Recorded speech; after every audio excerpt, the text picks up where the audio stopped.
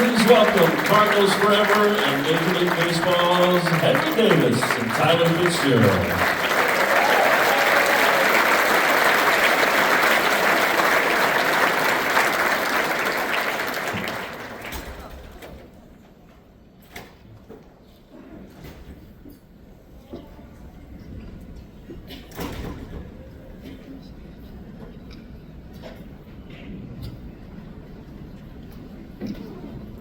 So nice to sit down. I'm sorry, I'm getting old. Henry Davis, Pittsburgh Pirates, Fox Lane High School, Bedford, New York, 2019, 2021 at U of L. And he went pretty high in the draft. He was the #1 overall pick. Next, Next game in big leagues will be number 100. Tyler Fitzgerald, San Francisco Giant, Rochester High School, Springfield, Illinois, U of L, 17-19, teammates in that 19th season, which is a pretty good one. 30th round by Boston out of high school, but no, came to U of L, improved his stock to the 4th round. Dad Mike played the big leagues for 13 games, first round pick in 1984 by the Cardinals, and I've got to give him his flowers. In the Texas League in 1987, he had 27 jacks in 108 states. So the dude could swing it. So little bloodline out there, didn't hurt. 106 MLB games, 17 home runs, just a crazy start. Tyler, we'll start with you. Favorite memory as a Louisville Cardinal? Hello, this thing on? All right. My favorite memory was definitely the walk-off single from Drew Campbell, 2019 College World Series. It was just special for so many reasons. But one, just knocking off Mississippi State felt really good. A team with a lot of momentum, a lot going for them, but you know, to knock them off and keep us alive and to advance to face Vanderbilt felt awesome, and try to get that payback. So that was my favorite memory for sure. What about you, Henry? Yeah, I think that whole trip, I mean, it was pretty special, not only the College World Series, especially my first year in school, but spending so much time together as a team. I mean, we'd spend, you know, the hours waiting to play in the games, playing Moth in the team lobby, and, you know, then you're going to the games, preparing with your teammates, and just nothing matters to that point. It's entirely about the team, and that's the special thing about baseball, especially in the College World Series. As you journey through professional baseball, there are things you take from U of L and apply to the drudgery that is minor league baseball, to what it's like to have your luggage carried in the per diem in the big leagues. What specifically were you able to take from your experience at U of L that helped you combat those things, or overcome those things, or be more successful? Henry, I'll start with you. I think just that you have to earn everything, and you know, regardless of your organization, there's so much competition in the minor leagues, as everybody's dying to, you know, fulfill all the same dream of playing in the big leagues, and that's the same thing as, you know, competition when you get into the locker room at Louisville, and competition's healthy, and that's something we really embrace there, and it really helps you in professional baseball. Tyler? Yeah, for me, I could talk all day about, you know, on-field stuff. The player development here is amazing. It's top-notch, but for me, really what separated me in the minor leagues was everything off the field. You know, everything Coach Mack taught us. He's got a way of inspiring the guys every day. You know, how to treat people, how to treat women, how to treat your friends, you know, trusting in God. You know, all that type of stuff off the field is really what separated me as a player. And, you know, just getting 1% better every day. I love asking this question. Part of me always feels bad if the story's not great, but sometimes they are phenomenal. You usually are told by your minor league manager that you're headed to the big leagues. And in some cases, maybe it's somebody in the big leagues that tells you, but tell me how you were told you got the call to the big leagues for the first time, Tyler. I was in Salt Lake City, Utah in AAA, and this was the last week of the season, so I was all pumped, you know. It's a long year. I was excited to go home. We're at the Wednesday game, and the season ends on Sunday. I didn't play the 2 prior games, which I was like an everyday player, so it was really weird. I was wondering what was going on, and I got pulled from that Wednesday game in the 4th inning. You know, I was having a great game, and the coach was just like, hey, we need to rest your legs. You're debuting tomorrow in LA. So my amazing wife was there with me, or my fiance at the time, which we got married this off season. She was there with me. Congratulations.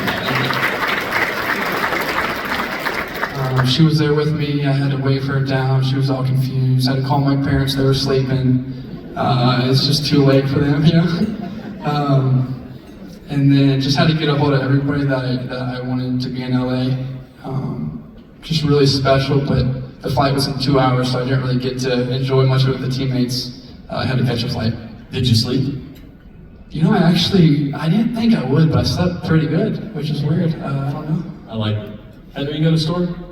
Yeah, we were in Des Moines, Iowa. I just got to AAA a week earlier, and I knew when I was supposed to play, and I was supposed to play that Sunday, and I was off, and they waited, and I kept kind of thinking that I was going to go up with the timing of everything, and as, you know, day went on, nothing was said to me, and I was like, all right, so I dressed up, went to walk out to the field, started to walk out, got pulled back, and then they said they wanted to go over some game film, and then the coach asked me to grab a water, and there was a card in there that said you're going to the big leagues, so yeah, it was pretty fun. Unbelievable. I'm going to rewind real quick with you, Henry, and I apologize to Nick if I'm springing this on him, but when you were in Denver at the draft, there was a moment our videographer, Assad Ali, had an isolation of you, and you were on the cell phone. And I hope that's running right now. We got a video of that, Henry, on the cell phone? Is that, yes, no? Yeah. And he signals this. He looks at Dan McDonald and does this.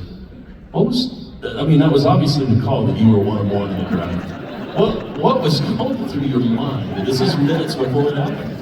It actually wasn't. I knew I was going first for about 2 hours before that.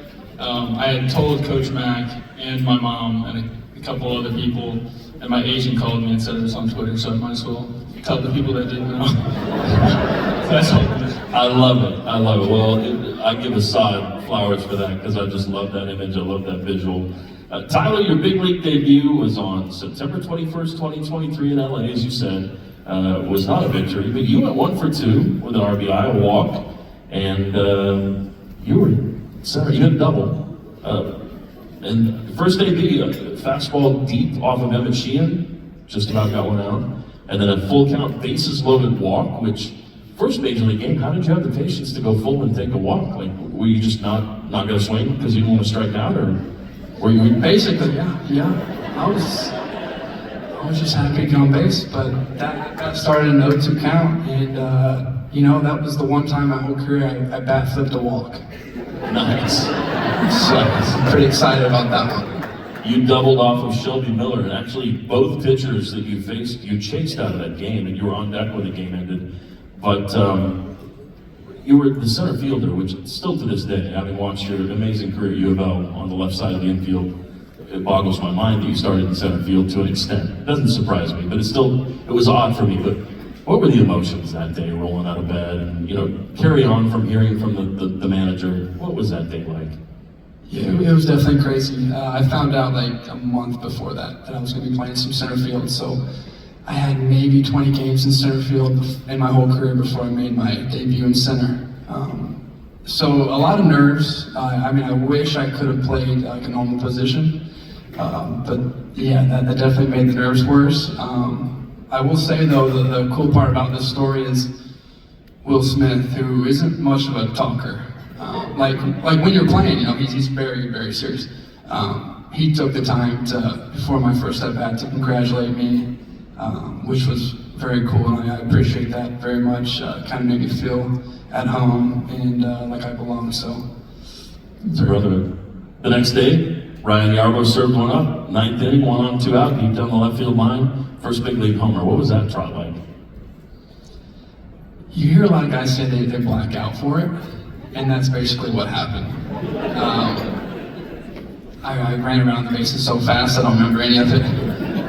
But it was the coolest moment, and it was at that moment when I hit more home runs than my dad ever had in MLB. So that's something that I can hold against you forever. I love it. Kind of like the first time he beats you in a one-on-one in the driveway. I'm done. I'm out. Major League debut June 19th, 2023 against the Cubs. was a home game, 1 for 3 with a double and a walk. Drew Smiley served up a 92-mile-an-hour sinker. You had battled in that count. It was a full count, first AB, and you just roped the double down the left field line. Was it kind of the blackout idea, same thought, or do you remember everything distinctly? And that day in general? Yeah, I was very happy it was fair.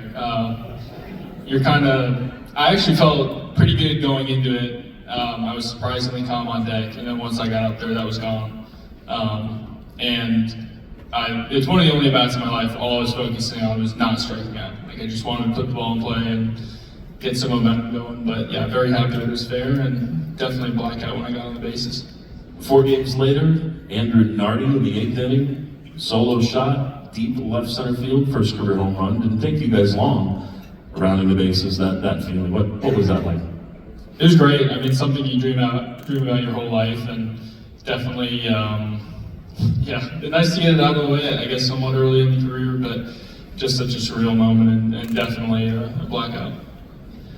Tyler, you set a Giants rookie record. You homered 5 straight games, and thank you so much for hitting most of those at Coors Field against the Rockies. But what kind of zone were you in? Like, people say looks like beach ball coming in. I mean, was it just seeing the ball well? Was it the swing was connecting, but the launch angle was right? What was it about that stretch? Because the scout on you was kind of a defense first guy. The bat's there, and there's some pop, but 5 home runs in consecutive games, I don't think was on anybody's radar. How did that stretch work for you?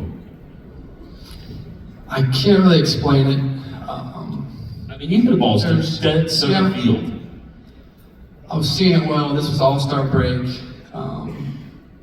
My wife actually sent me something. I actually want to read this. I think this applies to this program. It's what to do in the waiting. 1 Peter 5:10. And after you have suffered a little while, the God of all grace, who has called you to his eternal glory in Christ, will himself restore, confirm, strengthen, and establish you. And we read that religiously over the All-Star break. And I came back, and I don't know what happened, but my faith, and I just felt calm up there. I felt like I was seeing the ball.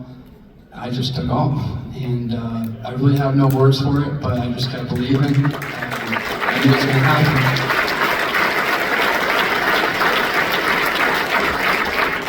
11 home runs in 17 games.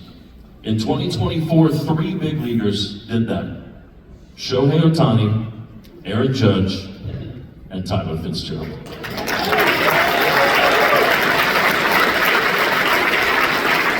Here's the big question. Why didn't Roger let you pitch? You had, I believe, 3 appearances in the big leagues and pitched pretty darn well. Yeah. Had you pitched in pro ball much before that, or was this a baptism by fire? No, I haven't pitched since freshman year of high school. I got some pretty good hitters out too. I got Kyle Schwarber out. At that time I was the utility bench player, so I'm the first one they're sending out. They didn't care. What was the repertoire? What did you throw? I was throwing fastballs, but they were getting called as sliders. Well, I mean, they literally on the board they would say slider. it's tough when you have a lot of movement. I mean, you stayed there. And you played every position but catcher, third, and right. How many gloves do you have to have at a big league ballpark on a given day? Yeah, I got way too many, and I can't even break them all in. I have to have the coaches break them in for me, because I had no idea I was going to play first base, and then they just told me I have to have a glove. I didn't have a glove, so I had one of the bench coaches break it in, and I'm really hoping to maybe stay with like 1 or 2 gloves. That'd be awesome. Second base? Yeah, I think so, yeah. Henry, this Shohei Ohtani guy we mentioned is pretty good at baseball. I think he's the best player in the world. In your 27th game, you took him deep twice. Here's the list of people that have hit 2 home runs off of Shohei Ohtani. Henry Davis.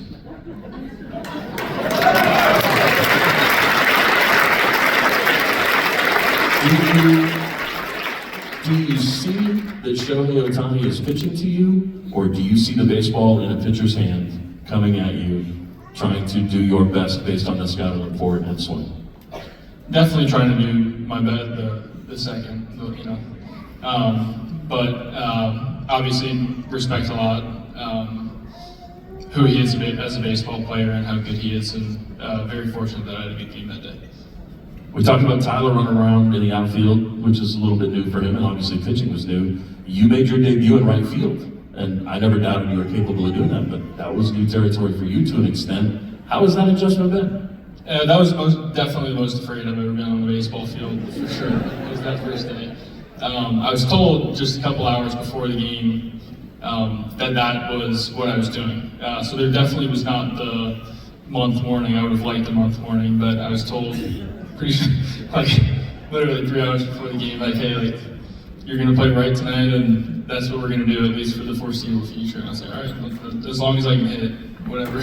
Why do I feel like it's like the scene in Moneyball where he says, what makes you afraid about playing first base? And he said, the ball getting hit to me.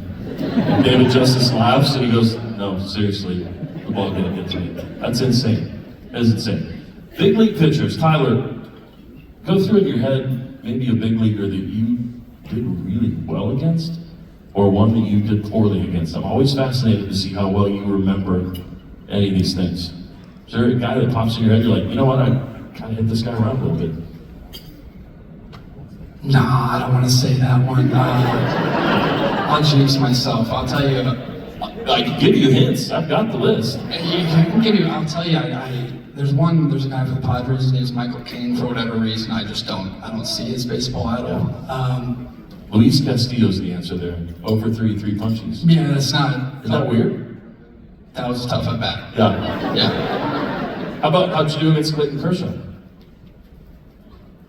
Again, I don't want to jinx anything, but He took it deep and he tripled, so we'll just give him that. And he hit 2 home runs off of Kyle Freeland. He's not going to be talking about this a whole lot, but you already mentioned the one that's amazing, and I'm sorry, Cole Sturgeon, but how did Kyle Schwarber do against you?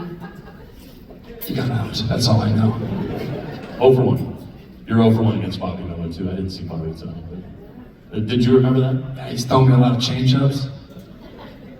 Do you guys do you utilize what you knew about a teammate from the college days, or just things have changed so much you just rely on what the scout is? No, things change so much. It's more about like what they're throwing at that time. Henry, you actually are 3 for 3 against Otani. Can you think of any guys you might have struggled against?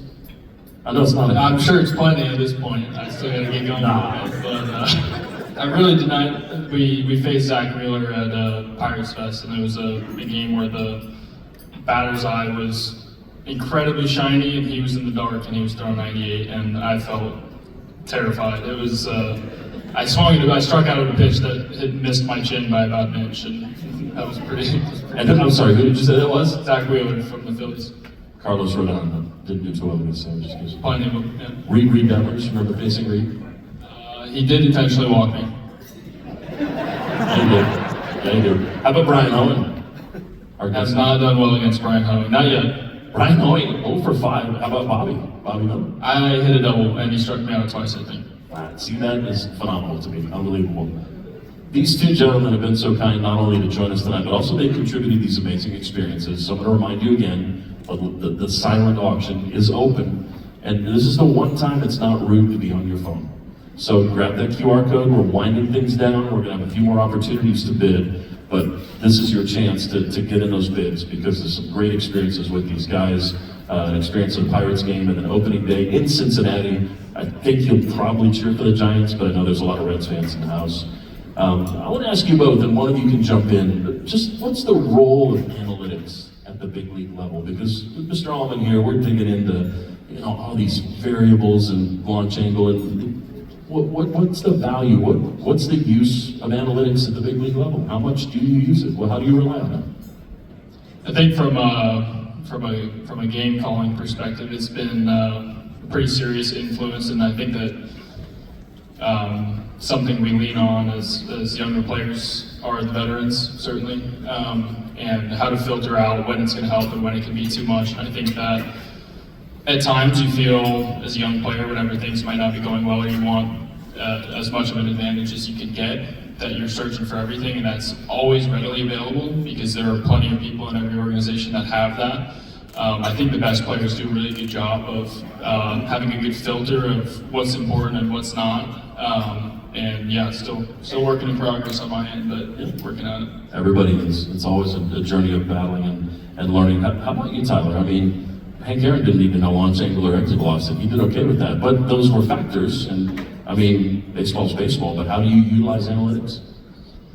Yeah, I think a guy like Henry, being a catcher, uses it more than myself, but it's necessary in a way. We're even using it here at Louisville, for game planning hitting wise. It can also, there's a very fine line. It can also be like your worst enemy. The more you look into it, the more you second guess yourself. You start deep diving because you can have a swing that works great in the game. Just think of a guy like Hunter Pence or something, and analytically they'll tell you that it's not correct or you're not good enough, and you're gonna every offseason try to revamp your swing, revamp your pitches. So there's definitely a fine line, and that's still a struggle to this day of trying to navigate that. Yeah, absolutely. It's a game of failure. I mean, you succeed 33% of the time you're in the Hall of Fame. I mean, it's crazy. When you get to the big leagues, a lot of times there is a teammate that has a little extra wisdom and maybe a little extra compassion, and they realize, Rook, let me help you make this experience better, and they help you. Was that an individual specifically for either of you when you got to the big leagues? I mean, for me, Carlos Santana went so out of the way for me, and I think he took me under his wing, as many others he did, but me specifically, as I was changing positions, was something that he had went through, so he was a phenomenal teammate. Tyler? Yeah, for me it was Nick Ahmed. It was the shortstop there before I eventually took over. I mean, you look at the year and you look at the numbers and you think, wow, this kid had a pretty good year, right? But people don't see like the bad games. Like my first game of the year against Michael King that I just talked about, 0 for 3, 3 strikeouts, an error in the first inning. I pitched the 9th inning. We lost 15-1 or something. And Nick was the guy that called me into his hotel room and talked to me and tried to tell me it was gonna be all right. That was a huge reason why I had a decent year. Yeah, kid we played against at UConn actually. We got to see Tyler at Fenway when we were out there, but unfortunately he wasn't in the lineup that night. Rapid fire, I'm gonna throw out a name. First thing that pops into your head, word, sentence, even a story if you got one. Henry, keep Ryan Hayes. Phenomenal fielder and a good teammate. Andrew McCutcheon. Leader and a great teammate. O'Neal Cruz. Athlete. Aroldis Chapman. Velocity. Okay, Paul Skeens. Velocity. What's the interaction with him been like and watching just the fanfare and, I mean, unprecedented success as a rookie? He's been great. We're pretty good friends off the field. I have a deep respect for not only his service to our country and the perspective that's given him on life and how to approach baseball, but how he goes about his work every day. Fantastic. Tyler, NC State catcher Patrick Bailey. Friend. I like it. Matt Chapman. Leader. Mike Yastrzemski. Veteran presence and leader. I only brought that up because he struck out to end the Super Regional against us back in 2013 against Cody Egan. I just love rubbing it into Vanderbilt when I can. So. Brendan McKay. The best two-way player to ever play, besides Shohei. The best one I've ever played with in my whole life. Absolutely. Wishing him health. Gentlemen, I'm going to give you the floor. You don't need to give a standing ovation, but we've got a team out here that's ready to embark on the 2025 season. For some it's their first, for some it's their last. But feel free to give them a message and any sort of wisdom that you feel like you might have utilized when you were in their shoes. Coin toss, who goes? Go ahead. I would say just take it all in and take every day as your last. I had a unique experience in 2020 being on that COVID team where you really, you're focused on the end of the year, and so much of the work is going towards the College World Series, and that team is so talented that really that was the focus, and that we were talented enough that we could kind of have that, vision of the future and also take care of what we needed to every day, and then it was gone. I'm sure a lot of you share that experience, that it was a real reality check. But I really wish I had been more present with those guys, because you really never know when it's your last time taking the field with someone, and whether that's something like COVID or health or it's yourself that, one pitch, one play could be your last. And not that that should bring a sense of anxiety, but just a sense of appreciation for every day and knowing that it's not, like Coach Max says, it's not that you have to, you get to, and you get to be a Louisville baseball player right now, so really take that in. John? Yeah, for me, you hear this a lot, but it really goes by fast. Like, it feels like,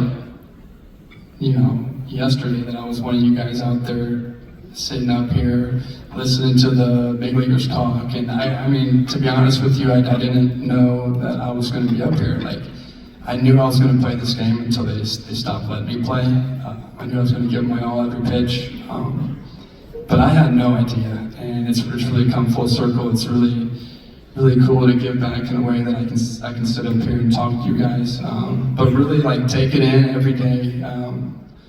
Looking back at my experience at Louisville, it was amazing. But when you're there and you're going through the grind, the 6 a.m. workouts, and after a long day of practice and classes and study hall, it sucks. There's some days that it really sucks, but it is all worth it and more.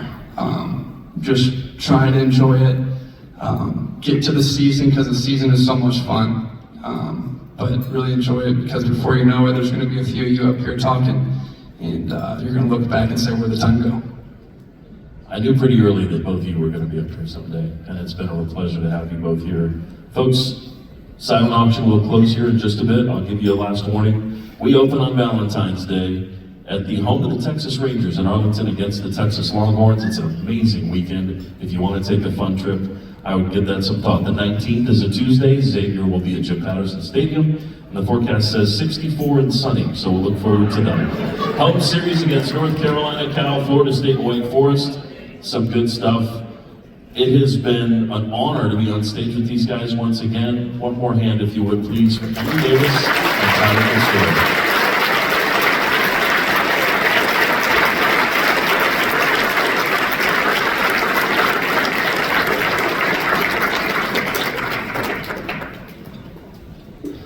All right, you have 3 minutes.